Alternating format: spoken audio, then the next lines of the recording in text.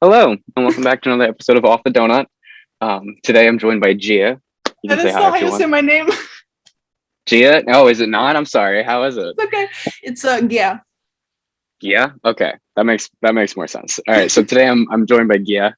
Gia is a multimedia artist based out of Albania that makes surreal, colorful illustrations as well as soft, intimate singer-songwriter ballads. Very reminiscent of powerhouses like Keaton Henson and Phoebe Bridgers, Gia exudes an air of bittersweetness that is constantly, almost impossibly charming. How you doing today? I am really okay actually. I'm doing pretty good. It's a good day. That's good. Yeah. I'm sorry. I didn't realize that's how you pronounced your name. Oh I'm no, just it's used okay. to, I I think, the am American since I'm version of it. Albanian, we have like really weird pronunciation. Mm. So everyone gets it wrong. It's fine. Don't worry about it. So we typically start off with a bev and a snack check. I have the usual of water and pretzels. I don't know if you have anything with you today. I am really boring. I have water and I'm gonna be very subversive and say that I am the snack. Oh, okay. I like that. That's the first time we've gotten that answer.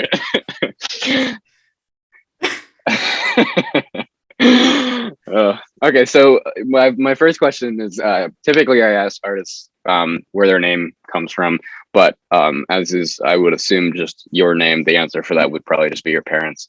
Yeah. Is there any reason why you chose to make music or just art in general under that same name as opposed to a separate moniker? Okay, so right. So Gaia, like in Greek mythology, Gaia is actually like the goddess of earth. Mhm. And I'm absolutely obsessed with Greek mythology. Like when I was little, I would, oh God, and I the name understand. makes me feel very powerful. Hmm. Like like I'm a goddess, like that's fucking amazing. And just like I really like my name, and I figured like although people are gonna have like a very hard time pronouncing it, evidently, Mhm. I figure like it's catchy, like three Yeah, letters. I don't know. yeah, no, that makes sense. I think that's cool, and it's like a conversation starter too, because you Yeah. inevitably have to correct them on how to pronounce it. So cool. I like the Greek mythology aspect of it too. I also grew up reading like the Percy Jackson series and Mm-hmm. just looking into a lot of that kind of stuff. Um, so I that's that name does definitely have like a lot of like power behind it, Yeah, yeah, just yeah. because of I like love goddess it. of the earth and everything. It's really cool. As I mentioned before, you also make a lot of visual art, often which features very surreal, colorful, or very starkly black and white portrayals of like depersonalization or just otherwise seemingly despair. Um, I assume that you also make the cover art for your releases. I do, yeah. Okay. When you're making like a song or a project, do you typically have an image in mind to accompany that, or does it like develop as the song does? Is it more of an afterthought? Um, it's definitely more of an afterthought. Like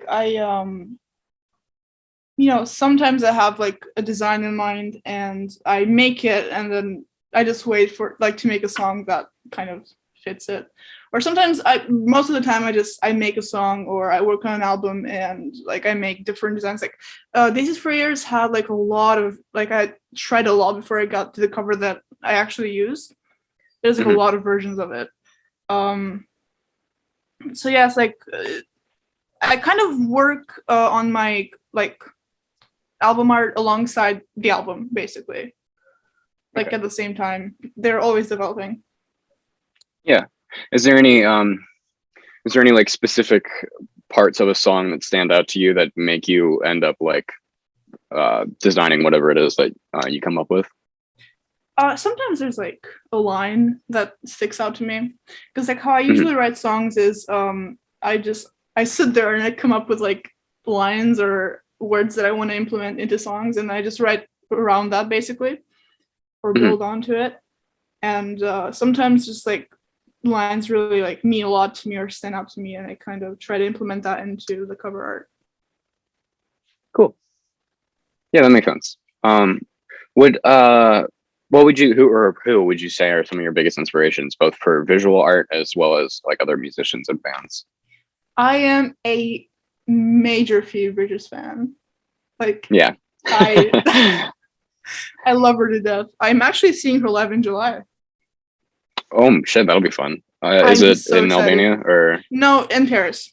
She would never come to Oh, Albania. word. Fucking wish. What? Who's she playing with? Oh, Or is it well, just her? it's like it's this festival in Paris. I forgot the name. Oh, okay, So it's like a huge lineup, and she's one of the yeah, like one of the artists that's playing there. that's cool. What about for like visual artists? Do you have any inspirations for that? Okay, this is gonna sound very cheesy, but my dad. That's not cheesy. It's Okay, wholesome. so yeah, my dad was this visual artist, art critic, like really, like he was really good at his job. So basically, like everything I know, I learned from him, and I've Mm. noticed a lot of similarities between my work and his. Like I didn't even know what his work looked like, and then I made my own work and looked at his. I was like, oh wait, this is no, they're similar. And so yeah, that's what I would say as my, because I don't really follow artists, like visual artists that much. I'm more of a music person when it comes to this stuff. Like That's cool. Yeah, no, I it's always funny how that kind of thing works out, like without really having seen it yeah, before. like Then it's so weird. Like it's somehow in my DNA to like make weird drawings about depersonalization. I don't know. Like just intuition or something. So what does the term "daisies for ears" mean? Either in your interpretation, if it comes from something else, or even just how it relates to the album. it means nothing. Yeah. It doesn't mean Well, there anything. had to have been some reason why it ended Okay, up like okay. I that. was okay. Let me set the scene for you. I was Okay. 14, right? Mhm. I was 14 and or like 13, I don't know, and I was making very shitty music. Like I knew I wanted to make music, but I did not like what I was making. And I was sitting there on the couch. I remember it very vividly. I was just sitting on the couch and I was like, ooh, Days Freeze would be a very cool like album name. So 4 years later I used it. I'm sometimes it'd be like that too. Yeah. That's cool though. I think the cover art for that as well, it was really pretty. Thank I liked you. that the text wasn't like completely justified, and it kind of ran off. I don't know. I just thought it was nice. Thank you. Yeah. So a lot of your songs tend to focus on themes of love, heartache, abandonment, and frustration, mostly revolving around both platonic and romantic relationships. When you're writing about these things and assumedly the events that inspired them, do you seek to do so to like deeper explore and kind of understand your feelings, potentially searching for some kind of eventual catharsis, commenting on just their larger context and themes, or offering some kind of like reassurance to the other listeners struggling with those issues? I've been thinking about this a lot recently because I've been making this I'm working on the second album, right? And it's very different in tone from the first one. And I realized that I kind of see my music as like pure catharsis for me. I care more about like getting my feelings out than it sounding good, like or what people think, you know. And in a way, it's like very selfish because I'm kind of just taking all of my baggage and just dumping it onto the listener and be like, here, I don't want it, just you deal with it, you know. But also, like, I really want someone to hear it and like feel better. Like I know like Phoebe Bridgers' music makes me feel better because she's been through a lot of the same stuff I have, and like it makes me feel less alone, I guess. And if that like my music could have that kind of effect on people, that would be fucking incredible. Yeah, no, that's cool. I think although you say it's selfish, I think that inherently just being more open about that kind of thing it makes it easier for other people to not even specifically just relate, but like um kind of get a connection from that, or help evoke some kind of feeling. Mm-hmm. Um Yeah, I get that. yeah, that's really cool. So Daisies for Ears has Memento Mori, which translates to remember death. Kingbird has Memento, I think it's Vivier, which is remember to Viva. live. Yeah. Okay. As opposed to Memento Vitae, which is remember life. Is there a reason you chose for the latter to be about the action of it rather than the concept? And Yes. how else would you say that these songs kind of compare to each other, both lyrically and thematically? Okay, so Both of the songs are about loss and like grief, and like abandonment, as you said. But, like, the first one I wrote, like Memento Mori, I wrote when I was like not in a super good place, and it was basically like the whole point of it was like, oh, whatever, nothing matters, everybody's gonna leave, whatever, anyway. And then Memento Viva I wrote like a year later or something, when I was in a much better place, and it's essentially about how, like, it's about the same things, but instead of seeing it like that, it's like about accepting and learning to live with it. And the reason I chose to live instead of life is because you can, at least personally, I often get really lost in my own thoughts and problems that I kind of forget to like live, essentially. So yeah, I feel like that's more important than just remembering life, you know? Yeah. Yeah, I think that makes sense. That's cool. Thank you. I'm not I'm not really sure what else to say, but I like that. Thank you. So off of King Bird, when I was just listening to everything, I feel like Rockman stands out just amongst the rest of your discography, both in tone and instrumentation. Overall composition, it kind of has that like almost church organ like synth over that really slow sort of bluesy guitar. Was the writing and recording process much different for that than your other tracks? And if not, why do you think it might otherwise stand out? Honestly, I don't feel like it was that different. Like, I kind of just, like, my writing and recording process go hand in hand. Like, I write while I'm recording most of the time.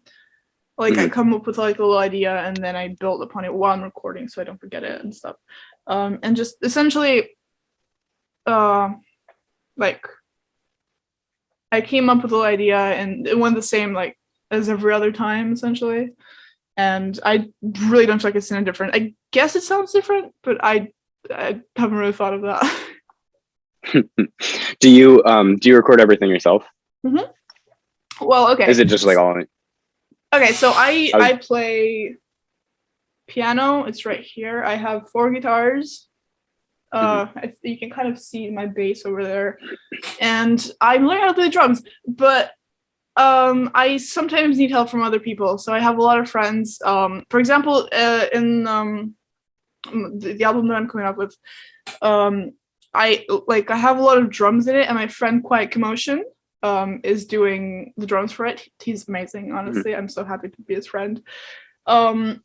And he's done drums and like ambient guitar. My friend Caitlin did like harmonies and violin. She's also amazing. So I do record everything myself, but I like everything, you know? Yeah.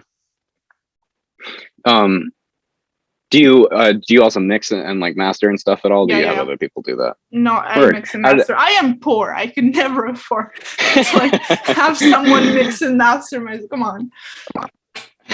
No, that's fair. No, that shit is unfortunately expensive. How long have you been like I guess just like on the more like technical side of like recording and mixing and that kind of stuff. How long have you been doing that for? I've been doing it on and off for like 3 to 4 years.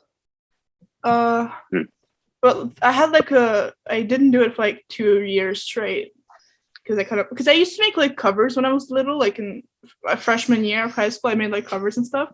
Yeah, I saw them on your YouTube channel. Oh God. Yeah, it'd be like that. I need to get rid of those.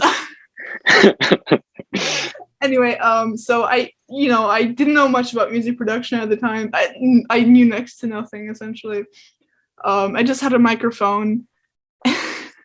But recently I've started like a year ago I started working with a metronome and like started mixing and mastering my own. Like I work with Reaper. It's really good.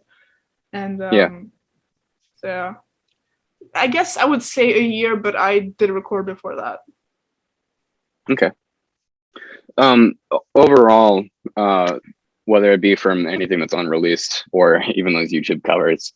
What are your favorite songs, lyrics, or even like artistic pieces that you've made?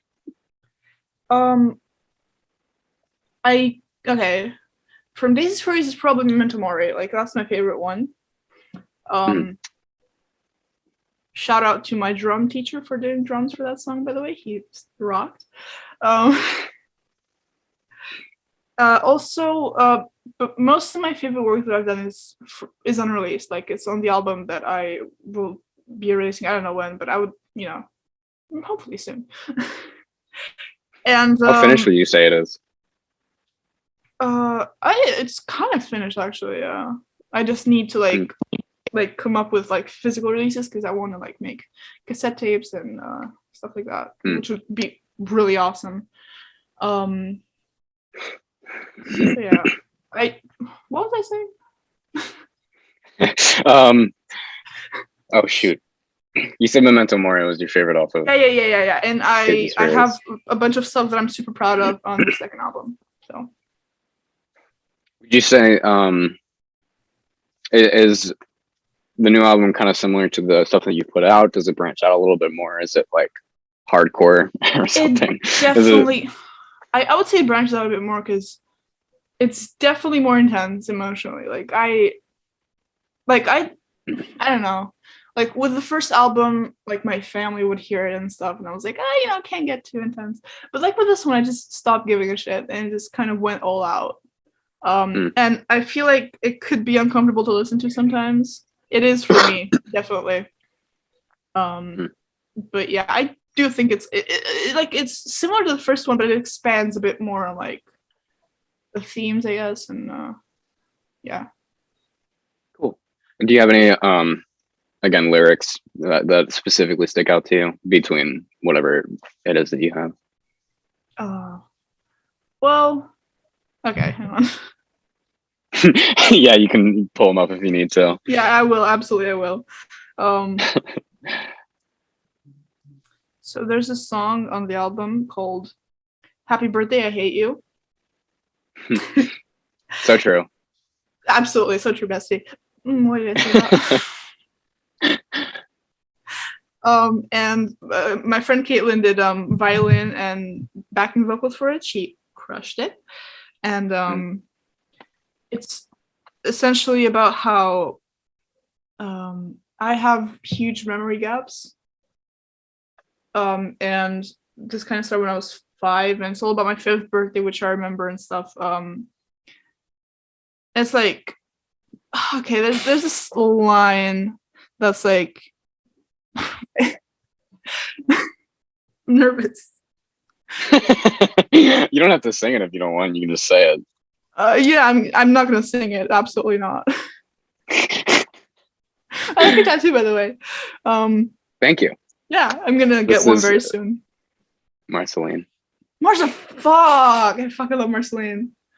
Yeah, I actually got it done like last week, which is cool. I've been wanting to for a couple of years now, so it's nice that like it finally got done. It's a little hard to see on here, but I think it looks really cool. It's her in like her bat thing form. Yeah. I got the specific design off TikTok. like a year ago, I was on there and one came up. I was like, these are like Adventure Time tattoos that you should get. And I had been wanting to get one of her for a while, and I hadn't like figured out what I wanted it to look like. It's like, okay, that works. Nice. I'm pretty much done with piercings. I'm gonna get like a navel piercing, and then I'm gonna like go nuts on tattoos. Do you have any already? No, I don't have any tattoos, but I have a bunch of designs. So what do you think your first one's gonna be? It's this face, like it's one line. Hang on, I actually have a design right here. I can show it, like put it up to the camera, I guess. I don't know. It's kind of like this. I don't know if you can see it.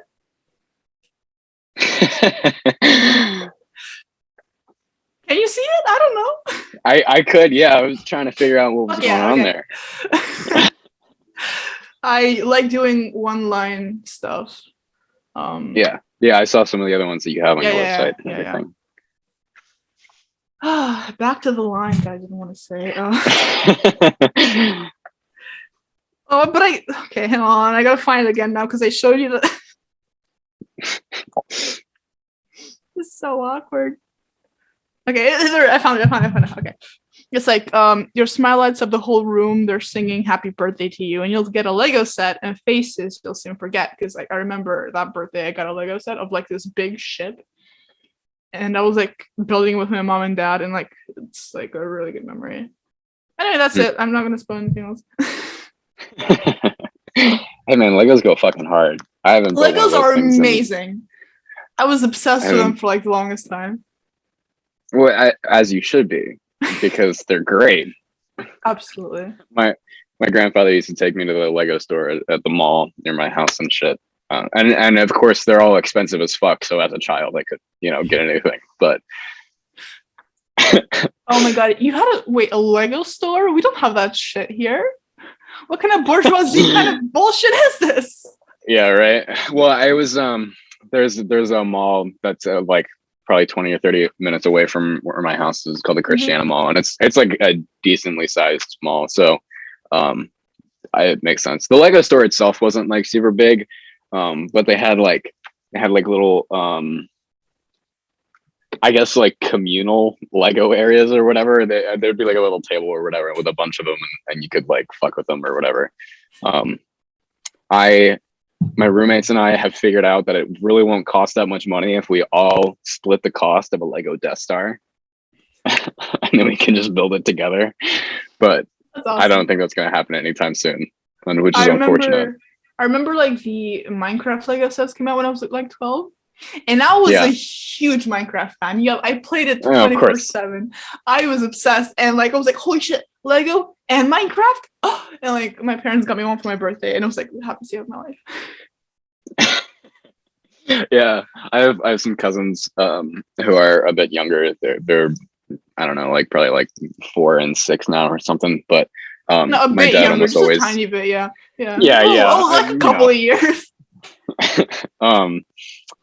But my dad usually ends up getting them like a Lego set or whatever for Christmas, and it's usually Lego because they also enjoy that a lot. Nice. So I think that's really all the other questions that I have for you. So if you'd like to say anything else, you can. Otherwise, this is just your time to plug any kind of any social media that you have, other links or merch or anything that you would like to direct people towards. Any other news of stuff you're working on for the future, as we've been talking about, you're working on a new album. So. Yeah, I don't have any merch. That shit's also expensive. Yeah, oh my god. I haven't gotten there yet as an artist. I have made exactly $3.08 off of my music so far. Wow, making it big. I swear I'm getting the bag, dude. So yeah, humble beginnings. Honestly, I don't have any merch yet. I do have an Instagram, I guess. And go listen to my music. I don't know. If you made it this far, man, you might as well. Yeah, absolutely. Cool. All right. Well, thank you again for coming on. Thank you for having today. me. I really appreciate it. Yeah, of course. It was nice talking with you. Yeah. You guys, if you'd like to check out any of their stuff, all this stuff will be either on the screen and or in the description. Their music's really good, so you should listen to it, I guess, or something. Yeah. Or something. I don't know. Like for coming. You don't have to, but like. But you should. Otherwise, I'll see you guys in the next one. Woo, bye.